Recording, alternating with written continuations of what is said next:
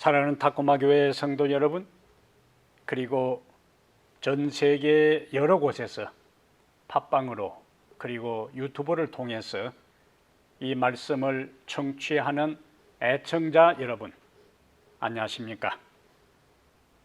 하나님께서 어려운 시대를 살아가는 우리에게 이 안식일의 말씀을 통해서 새로운 힘과 은혜와 능력과 용기를 주시기를 간절히 바랍니다. 오늘 우리가 함께 살펴볼 하나님의 말씀은 스가랴 1장 18절부터 21절까지입니다. 스가랴 1장 18절부터 21절. 내가 눈을 들어 본즉 네 개의 뿔이 보이기로 이에 내게 말하는 천사에게 묻되 이들이 무엇이니까 하니 내게 대답하되 이들은 유다와 이스라엘과 예루살렘을 헛들인 뿔이니라. 그때에 여호와께서 대장장이 4명을 내게 보이시기로 내가 말하되 그들이 무엇하러 왔나이까 하니 대답하여 이르시되 그 뿔들이 유다를 헛들여서 사람들이 능히 머리를 들지 못하게 하니 이 대장장이들이 와서 그것들을 두렵게 하고 이전에 뿔들을 들어 유다 땅을 헛들인 여러 나라의 뿔들을 떨어뜨리려 하느니라 하시더라. 아멘. 21절까지 말씀을 함께 읽었습니다. 오늘은 스가랴 1장 18절부터 21절을 본문으로 해서 네 뿔과 네 대장장이 환상, 네 뿔과 네 대장장이 환상, 이런 제목으로 하나님의 말씀을 증거하겠습니다. 요즘 제가 자주 묵상하는 하나님의 품성은 긍휼입니다. 긍휼. 특히 하박국 3장 2절에 여호와여 주는 주의 일을 이 수년 내에 부흥케 하옵소서, 이 수년 내에 나타내시옵소서, 진노 중에라도 긍휼을 잊지 마옵소서.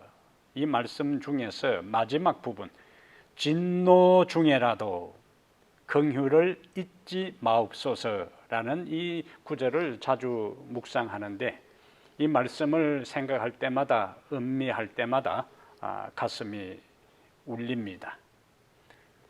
긍휼이라 하는 말은 비참한 상태에 있는 자를 불쌍히 여기는 마음입니다. 비참한 상태에 있는 사람을 불쌍히 여기는 마음을 무엇이라 한다고요? 긍휼. 그래서 이사야 49장 15절에 여인이 어찌 그 젖먹는 자식을 잊겠으며 자기 태에서 난 아들을 긍휼히 여기지 않겠느냐. 그들은 혹시 잊을지라도 나는 너를 잊지 아니할 것이라. 우리를 향한 하나님의 긍휼의 마음을 느낄 수 있는 말씀입니다. 선지자들의 사명은 대부분 범죄한 백성들을 향하여 임박한 하나님의 진노의 심판을 예언했습니다. 그런데 선지자들은 하나님의 진노의 심판을 선언하면서 항상 소망을 함께 이야기했어요. 여러분들이 이사야 선자를 읽든지 에레미야 선자를 읽든지 호세야, 에스겔, 그 어떤 선지서들을 읽더라도 하나님의 심판과 진노를 강력하게 선포하면서 항상 후반부에 가면은 소망을 이야기했어요. 그러면 그 소망의 근거가 뭐냐? 바로 진노 중에도 나타난 하나님의 긍휼입니다. 스가랴 1장 2절에는 하나님께서 이스라엘 조상들에게 심히 진노하셨다, 그렇게 말씀하고 있어요. 그러다가 1장 16절 17절에는 그러므로 여호와가 이처럼 말하노라. 내가 불쌍히 여김으로, 여기 불쌍히 여긴다 하는 말과 긍휼이라는 단어가 똑같습니다. 내가 불쌍히 여김으로 예루살렘에 돌아왔은즉 내 집이 그 가운데에 건축되리니 예루살렘 위에 먹줄이 쳐지리라. 만군의 여호와의 말이니라. 그가 다시 외쳐 이르기를 만군의 여호와의 말씀에 나의 성읍들이 넘치도록 다시 풍부할 것이라. 여호와가 다시 시온을 위로하며 다시 예루살렘을 택하리라. 예루살렘이 중건되고 회복되도록 하는 데 있어서 하나님께서 여호와가 이처럼 말하노라. 16절에 내가 불쌍히 여김으로 예루살렘에 돌아왔은즉 이렇게 말씀하고 있잖아요.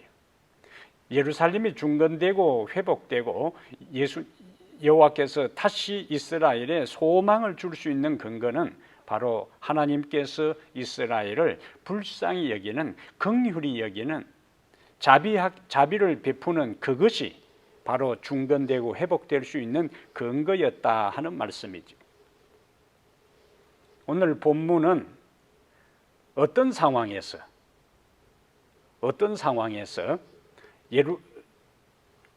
우리가 오늘 본문을 들여다보면은 하나님은 이스라엘을 긍휼히 여기시고 불쌍히 여기서 회복하려고 하는 이제 의지를 갖고 계시는데, 오늘 본문에 보면 예루살렘 회복을 방해하고 있는 세력들이 있습니다. 그들이 바로 19절에 나오는 네 뿔이요. 네 뿔. 뭐라고 19절에 스가랴가 환상 중에 네 개의 뿔을 봤는데 천사에게 물어요. 이들이 무엇입니까? 하니 내게 대답하되 이들은 이 네 뿔의 정체를 이야기합니다. 유다와 이스라엘과 예루살렘을 흩뜨린 뿔이다. 이렇게 이야기했어요.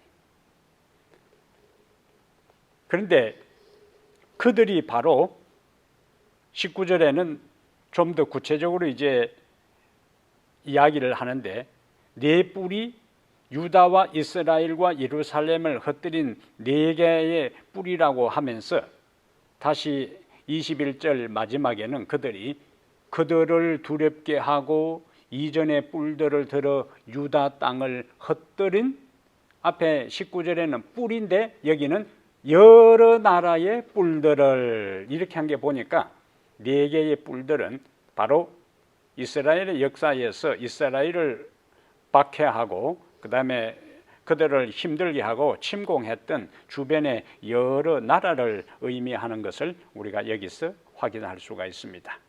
이때에 이런 상황에서 하나님께서는 유다 땅을 흩뜨린 여러 나라의 뿔들을 제거하고 떨어뜨리는 도구로서 누구를 등장시키는가? 4명의 대장장이를 등장시켜요. 그것이 20절과 21절입니다. 그렇다면 오늘 본문에서 말하는 하나님은 어떤 분이신가? 18절부터 21절에서 언급되고 있는 하나님은 어떤 분이신가 하는 것을 오늘 살펴보겠습니다. 첫째로 하나님께서는 세상 역사의 주관자가 되십니다. 하나님께서는 세상 역사의 주관자가 되신다.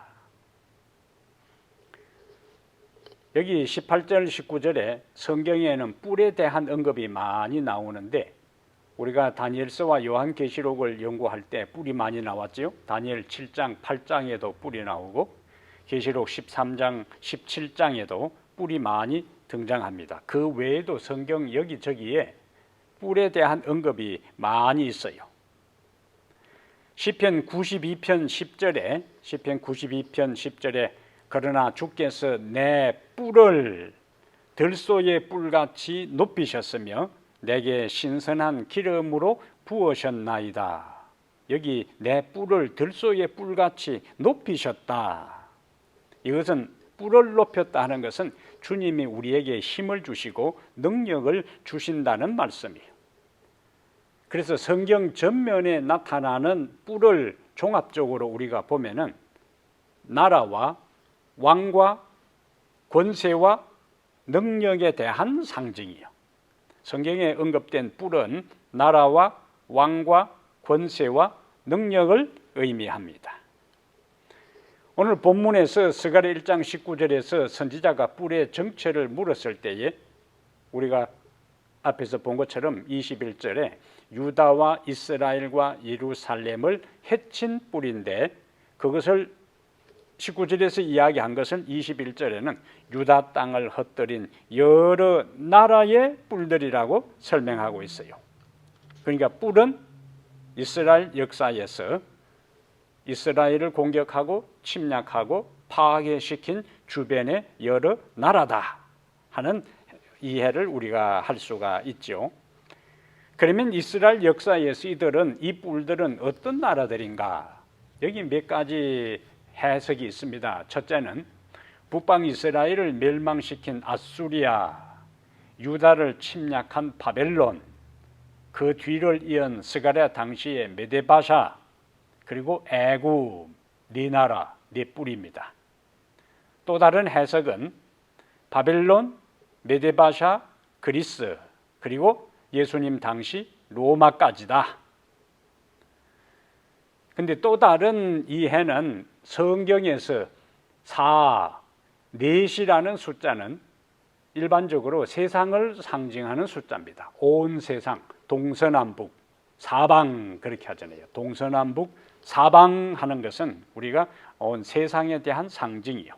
예레미야 49장 36절과 그리고 다니엘 7장 2절, 계시록 7장 1절과 20장 8절을 우리가 보면은 4,4이라는 숫자는 세상에 대한 상징이다 하는 의미를 우리가 발견할 수 있어요. 그러므로 오늘 본문의 네 뿔은 구체적으로 어느 나라 하는 것보다 네 뿔은 각 시대에 하나님의 백성을 적대하고 괴롭히는 모든 나라와 악의 세력이 바로 무엇이라고요? 네 뿔이다 하는 거예요. 특정한 네 나라보다 넷이라는 숫자가 세상을 상징하고 보편적인 이 땅을 의미하니까 각 시대에 하나님의 백성을 적대하고 괴롭히는 모든 나라와 악의 세력을 스가랴가 환상 중에 본 네 뿔이다 하는 의미로 이해할 수 있습니다. 그러면 그 다음에 네 뿔 다음에 뭐가 나오죠? 20절부터는 네 대장장이가 나와요. 네 뿔 다음에 네 대장장이, 옛날 성경에는 공장, 이거는 어떤 물건을 만들어내는 공장이 아니고 기능공 공장입니다. 혹은 또 다른 성경에는 장인으로 번역됐어요. 이것은 장모, 장인이 아니고 여기도 기술자, 장인. 이 다양한 기술공을 의미하는데, 이 다양한 기술공, 목재를 다루는 사람은 목공 기술자가 될 것이고, 돌을 다루는 사람은 석공이 될 것이고, 쇠를 다루는 사람은 철공이 될 거예요. 그 분야의 전문가들입니다. 그러니까 네 뿔의 자료가 어떠하든지 간에, 어떤 세력이든지 간에 그것들을 자르고 새기고 다듬고 제거할 수 있는 그 분야의 최고의 기능공들이 바로 네 대장장이에요. 그럼 이들의 임무가 뭐냐? 그들의 임무가 21절에 내가 말하되 그들이 무엇하러 왔나이까 하니 대답하여 이르시되 그 뿔들이 유다를 흩뜨려서 사람들이 능히 머리를 들지 못하게 하니. 그러니까 이스라엘을 역사적으로 괴롭혔던 모든 주변 나라들이 그렇게 했다는 거예요. 근데 이 대장장이들이 와서 그것들, 네 뿔입니다. 역사적으로 이스라엘을 괴롭혔던 그것들을 두렵게 하고 이전의 뿔들을 들어 유다 땅을 흩뜨린 여러 나라의 뿔들을, 뿔이 권세와 능력을 상징하니까 떨어뜨리려 하느니라. 그들을 공격해서 약화시키고 제거하는 역할들을 할 사명을 가지고 네 대장장이가 등장하는 거예요. 이들은 하나님의 백성을 괴롭히는 뿔들을 제압하기 위해 하나님이 보내신 도구들이에요. 역사적으로 보면 우리는 하나님은 당신의 백성들이 위기와 어려움에 직면할 때 당신의 백성을 구원하실 또 다른 세력을 준비하는 것을 볼 수 있어요. 바벨론이 유다를 멸망시키고 성전을 불태웠어요. 그리고 백성들을 포로로 잡아갔습니다. 뿌리요. 그런데 하나님은 메데바사를 통해 바벨론을 멸망시키고 그리고 고레스를 통해 포로들이 귀환하게 하고 또다시 성전을 재건하도록 조서를 내리게 섭리하십니다. 이 모든 사건의 배후에 하나님이 역사를 지배하고 계셨어요. 네 대장장의 환상은 바로 이 사실을 보여줍니다. 하나님께서는 이 땅에서 당신의 목적을 이루어 가시는 과정에 모든 나라를 도구로 사용하실 수 있어요. 왜? 하나님께서는 세상 나라와 역사의 주권자, 주관자가 되시기 때문에 그래요.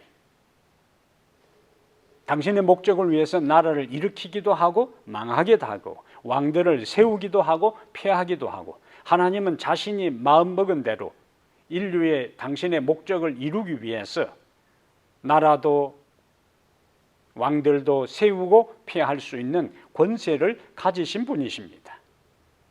그것이 성경의 페이지마다 면면이 흘러가요.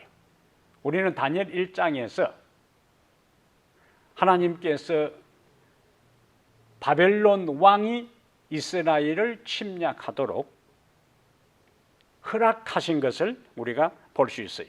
하나님이 허락하지 아니했더라면은 그 일이 일어나지 않는 겁니다. 그 모든 것을 하나님이 주도하시는 거예요. 미국 중부에 건설업체를 운영하는 그리스도인이 있었습니다. 이분이 이제 자기 또 다른 사업을 하기 위해서 관청에 허가를 받기 위해 서류를 준비해서 가서 이 서류를 좀 서둘러 처리하고 허가를 내달라고 부탁을 했어요. 이날따라 공무원은 화를 벌컥 내면서 지금 자기가 처리할 서류가 많이 밀려 2년 정도 소요될 것이라고 퉁명스럽게 대답을 했습니다. 그리스도인이 다시 부탁을 했지만은 들은둥만둥하고 더 이상 내가 당신하고 이야기할 시간이 없으니까 빨리 가라고 했어요. 그리스도인이 정색을 하면서 그러면 내가 빨리 처리될 수 있도록 나는 하나님을 믿는 사람이기 때문에 기도하겠다고 했어요. 그러니까 공무원이 비웃으면서 마음대로 기도해 보시오. 내가 이 서류를 처리할 수 있는 담당자로 있는 동안 2년 안에는 절대로 처리되는 일이 없을 것입니다. 이 경건한 사업을 하는 그리스도인은 집에 와서 그때부터 아침 저녁으로 열심히 기도를 드립니다. 하나님, 이 사업을 제가 진행을 해야 되는데 허가가 2년 후에 나오게 되면은 내가 사업을 계획대로 진행할 수가 없습니다. 담당 공무원의 마음이 감동을 받아서 빨리 처리하게 해달라고 열심히 기도를 드렸어요. 그런데 한 달 후에 관청에서 공무원한테 연락이 왔습니다. 부랴부랴 가보니까 서류를 처리해서 당신 낸 허가 서류에 허가가 떨어졌으니까 빨리 가져가라고. 그러면서 당신이 돌아간 후부터 밤낮으로 이상하게 당신 생각이 내 머릿속에 가득 차 있었다.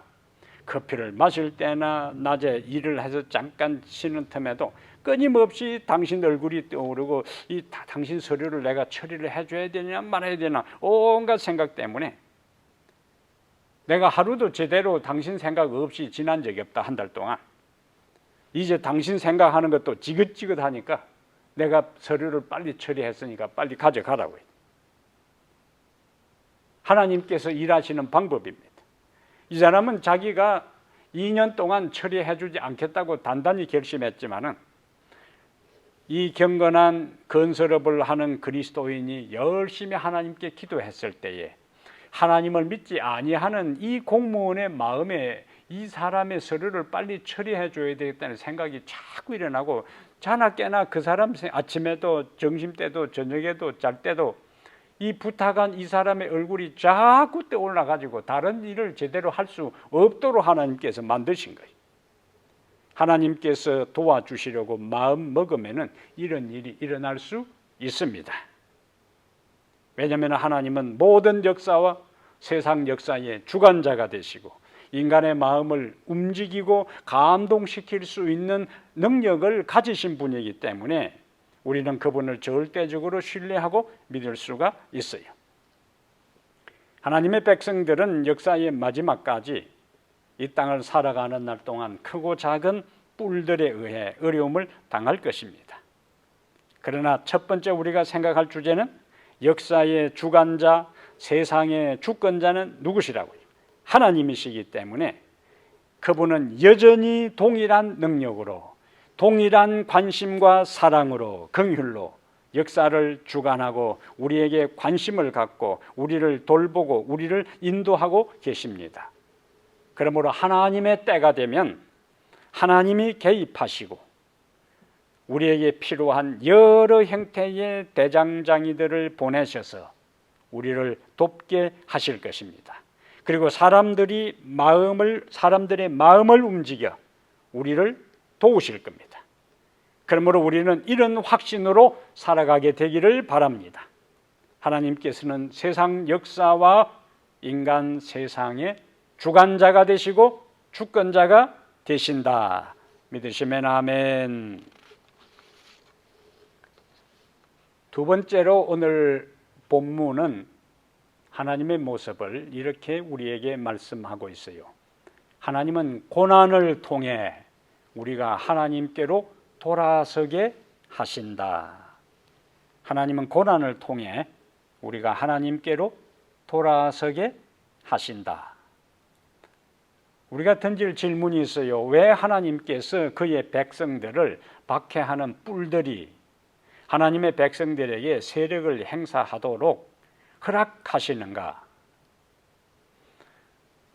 하나님께서 왜 그의 백성들을 박해하는 뿔들이 세상 권세와 나라와 세력들이 하나님의 백성들을 박해하고 어려움을 초래하도록 허락하시는가? 이 질문에 대한 답을 찾으려면 사사기를 읽어보면 됩니다. 사사기를 우리가 읽으면은 연구하면은 이스라엘이 반복해서 범죄합니다. 이스라엘이 우상숭배해요. 불순종해요. 하나님을 떠납니다. 그러면 어떤 일이 일어납니까? 반드시 하나님께서 주변 나라들을 통해서 이스라엘을 징계합니다. 그러면 이스라엘이 잘못했다고 하나님께 두 손 바짝 들고 싹싹 빌어요. 용서해달라. 그러면 사사를 일으켜서 이방 나라를 제거합니다. 축출합니다. 회개할 때는 다시 평화가 찾아와요.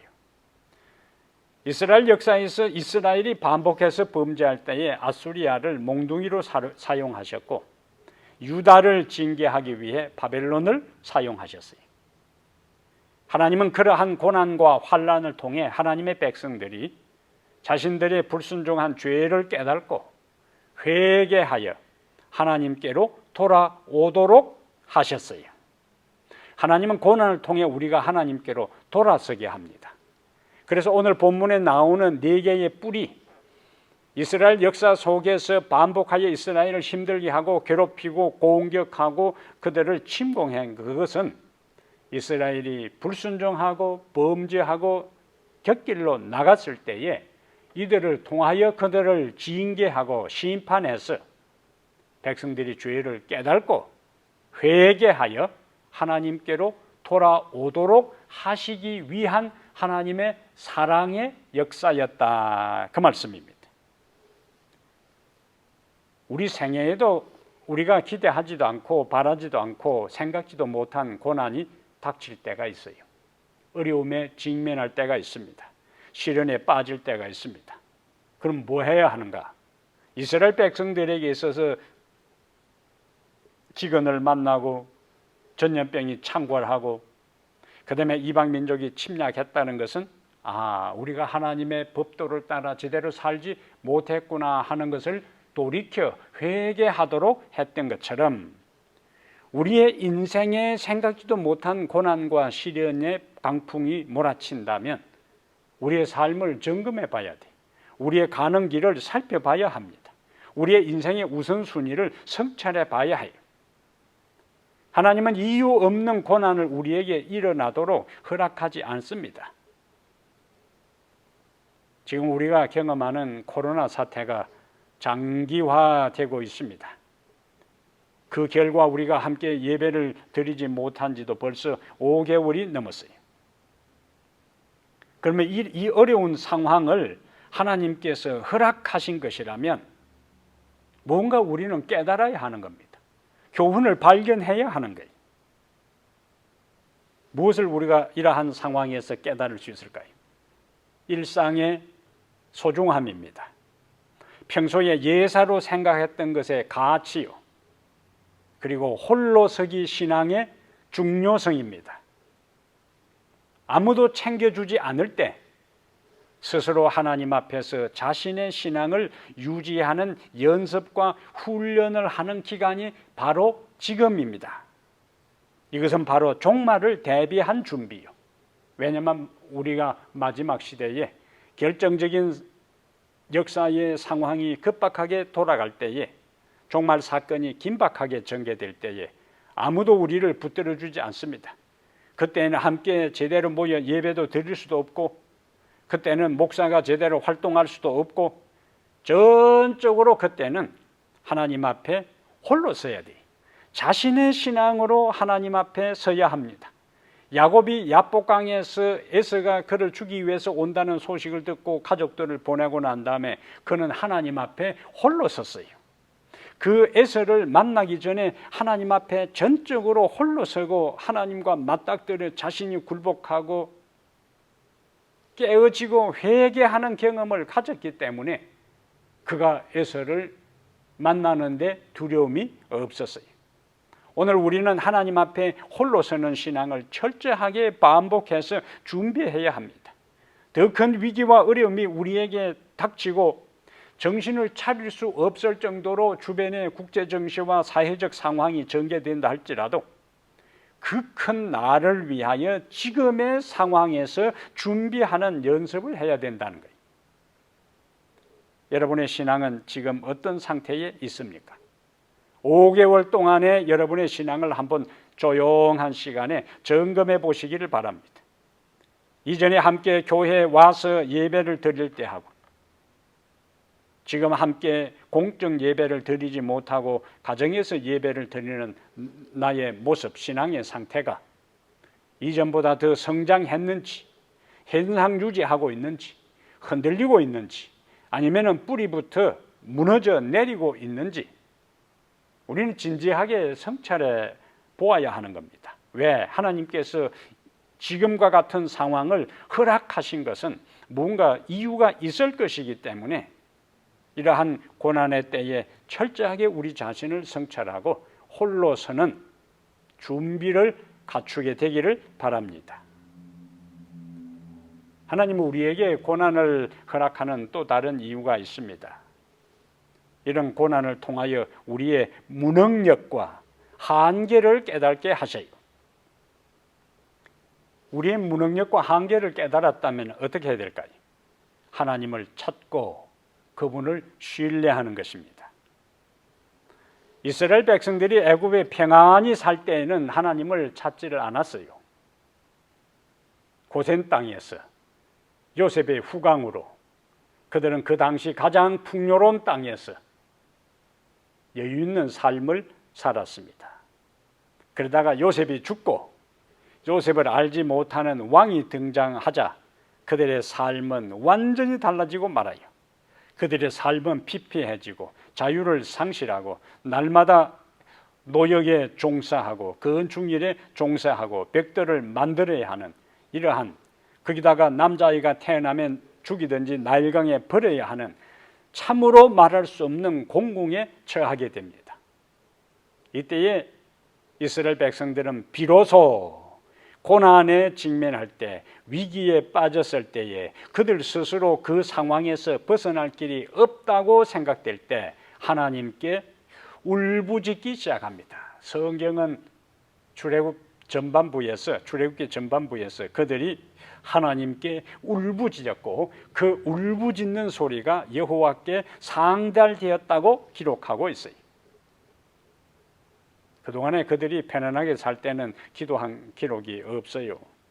그러다가 그들의 삶이 최악의 상황으로 치닫게 될 때에 하나님께 기도하기 시작하고, 그리고 애굽에서 그냥 영원히 자자손손 행복하고 편안하게 살 것으로 생각했는데, 우리가 이곳에 살 곳이 아니구나. 조상들에게 약속하신 가나안을 비로소 생각하고 그 가나안을 사모하기 시작합니다. 고난은 우리에게 하나님께로 나가고 더 큰 성공의 길로 가는 도약의 발판이 될 수가 있습니다.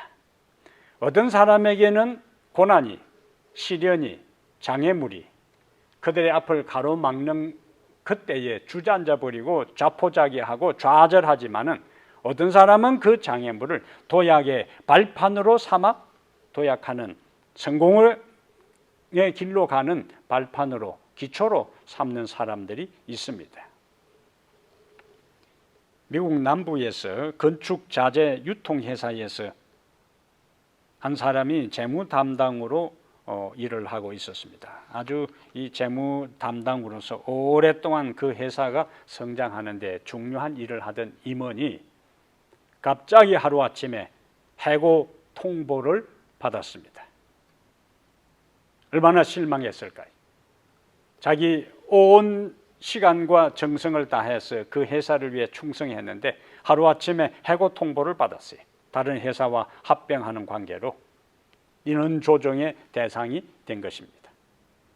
그는 초기에 절망하고 자기를 해고한 회사에 대한 분노가 가슴에 가득 차 있었지만 좌절하지 않고 1979년 애틀란타에서 소규모 회사를 창업합니다.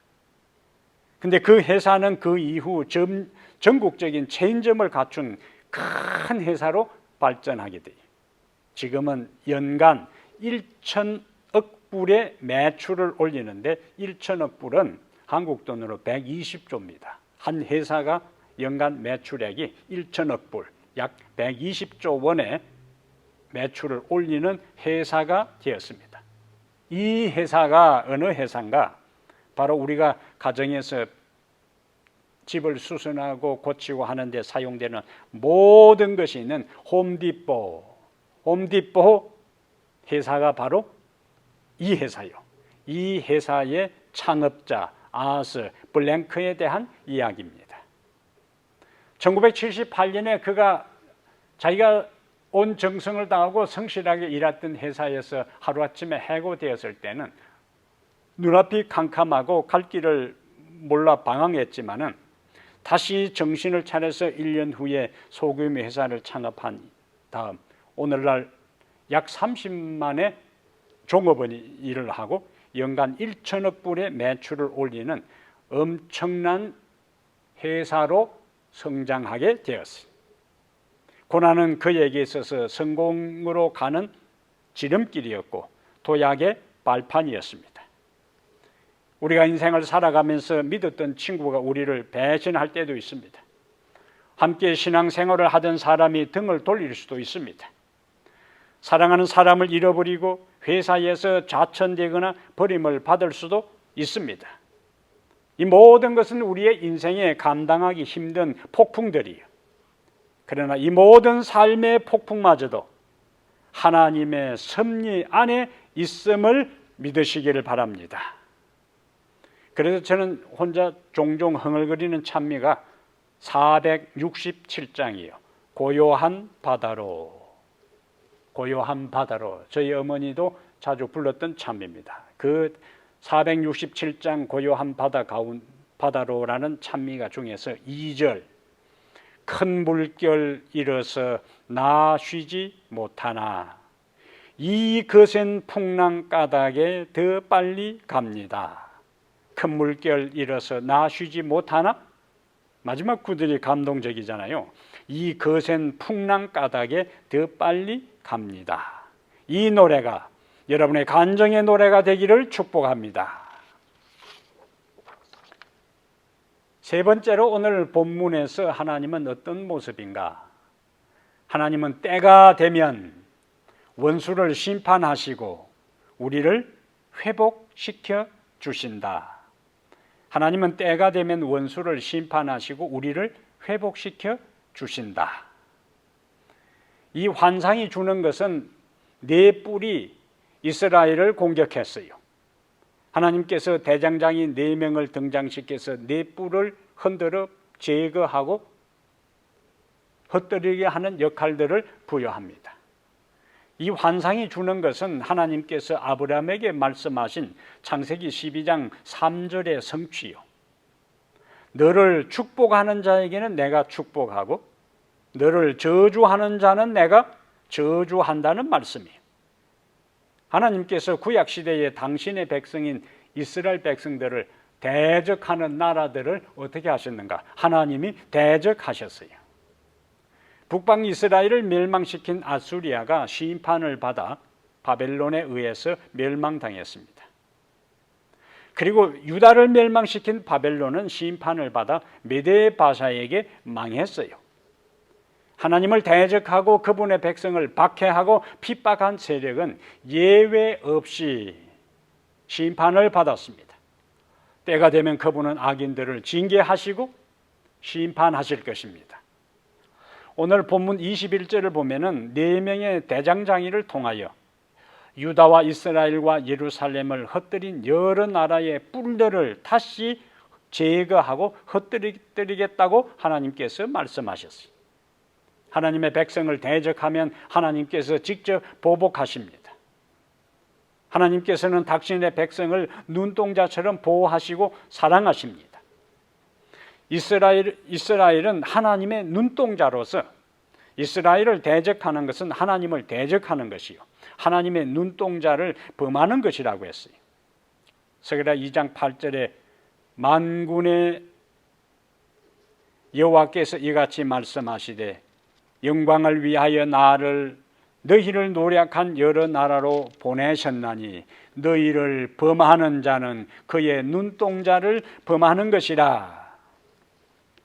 하나님의 백성들을 공격하고 핍박하고 괴롭히는 것은 하나님의 눈동자를 범하는 것이라고요.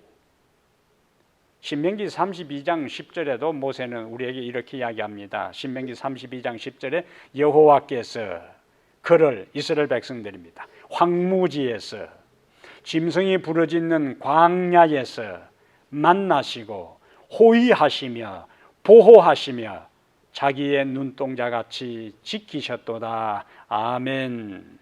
이제 얼마나 강조합니까? 신명기 32장 10절에 여호와께서 그를 황무지에서 짐승이 부르짖는 광야에서 황무지 광야입니다. 짐승이 부르짖는 광야요 맹수들이 득실거리고 공격의 위험 있는 그 광야에서 하나님께서 당신의 백성을 만나시고 그 다음에 뭐 하신다고요? 호위하시고 그 다음에 뭐 하신다고요? 보호하시며 얼마만큼 호위하고 보호하시는가? 자기의 눈동자같이 지키셨도다. 누가 하나님의 눈동자를 범할 수 있겠어요? 아무도 그렇게 할 수가 없습니다. 마찬가지로 이 세상의 모든 권세들이 하나님의 백성들을 괴롭히고 넷불처럼 공격하고 힘들게 하고 어렵게 할지라도 하나님은 우리를 자기의 눈동자같이 지키셨고 지키시고 계시고 지키실 것이라고 약속하는 것입니다. 우리가 살고 있는 이 세상은 광야요 황무지와 같습니다. 인류 역사가 시작된 이래 한 번도 끊이지 않고 있는 전쟁과 질병, 그리고 사랑하는 사람의 아픔과 죽음, 인생을 살아가면서 경험하는 여러 가지 실패들, 우리의 주변에서 발생하는 크고 작은 일들까지 합쳐서 이 세상의 모든 것들은 우리의 삶을 한순간도 편안하게 놓아두지 않습니다. 우리를 염려하게 하고 우리를 근심하게 하고 우리를 피곤하게 하고 우리를 괴롭힙니다. 그러나 주님은 때가 되면 우리를 힘들게 하는 모든 뿔들을 제거하시고 우리를 회복시켜 주십니다. 그리고 온갖 삶의 위험에 노출되어 살아가는 우리를 자기 눈동자처럼 지켜주십니다. 눈동자는 사람에게 있어서요 가장 예민하고 섬세한 부분입니다. 위험이 닥치면 눈동자를 보호하기 위해 눈꺼풀이 반사적으로 감겨요. 그래서 이 세상에 제일 빠른 새가 눈 깜짝할 새라 그러잖아요. 바로 눈을 감잖아요. 왜 감아요? 눈을 보호하기 위해서. 이물질이 눈 안에 들어오려면 눈썹과 속눈썹이 보호막이 되어 보호해주고, 작은 먼지라도 들어가면 바로 눈물이 나와서 그리고 코로 연결된 하수구를 통해 코로 배출합니다. 이러한 걸 우리가 심요막측하다 그래요. 우리를 눈동자처럼 지켜주시는 주님께 아멘으로 영광을 돌리게 되기를 바랍니다. 사랑하는 여러분, 주님은 역사의 주관자가 되십니다. 그분은 우리가 고난을 통하여 주님께로 돌아가게 하십니다. 그리고 때가 되면 모든 원수를 제거하시고 우리를 회복시켜 주십니다. 내 뿔과 내 대장장이 환상은 바로 이 진리를 우리에게 확실하게 말씀해 주고 있습니다. 역사의 주관자가 되시고 고난을 통하여 우리를 그분께로 돌이키시고 때가 되면 모든 고난을 제거하시고 눈동자처럼 지키시고 보호하시고 회복시켜 주시는 주님을 온전히 신뢰하면서 이 혼란하고 어려운 때를 넉넉히 이기고 살아가는 승리하는 성도들 되기를 주의 이름으로 축복합니다. 여호와 우리 하나님이시여, 주님은 이 세상의 혼란한 가운데서도 여전히 우리를 보호하시고 호위하시고 지키시는, 당신의 눈동자처럼 우리를 보호하시는 분이심을 소리 높여 찬양하고 감사합니다. 우리가 인생을 살아가면서 크고 작은 어려움을 경험할 때에 그것은 바로 우리로 하여금 우리의 삶을 점검하고 우리의 가는 길을 성찰하고 내가 지금 어떤 상태에 있는지를 되돌아보도록 하기 위해 하나님께서 우리에게 크고 작은 시련과 아픔을 허락하시는 것으로 받아들입니다. 오늘 우리 개인과 우리 국가와 가정과 전 세계적으로 경험하는 이 아픔의 때에, 이 공고한 때에, 이 힘든 시절에 하나님 우리의 신앙이 흔들리지 않게 하시고 더 주님의 말씀 위에 반석되시는 예수 그리스도 위에 단단히 뿌리를 내려 더 큰 위기와 어려움이 온다 할지라도 당당히 주님 앞에 설 수 있는 홀로 서는 신앙을 연습하고 준비하고 단련하는 기회가 되게 하여 주시옵소서.